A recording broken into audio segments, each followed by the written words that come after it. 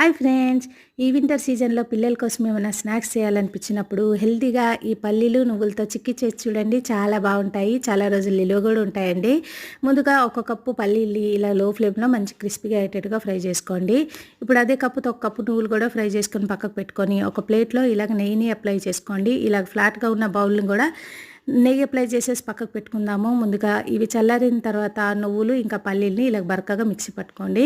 ఇప్పుడు అదే కప్పుతో 2 కప్పుల పల్లీలు నువ్వులకి 1 కప్పున్నర బెల్లం, కొద్దిగా వాటర్ వేసుకొని పాకం చూడండి ఈ విధంగా ఉండాలి. లాస్ట్‌లో కొద్దిగా వాటర్‌లో వేసి చెక్ చేసుకోండి. ఇలాగా ఇరగాలి. అప్పుడే మనము పాకము పర్ఫెక్ట్‌గా ఉన్నట్టు.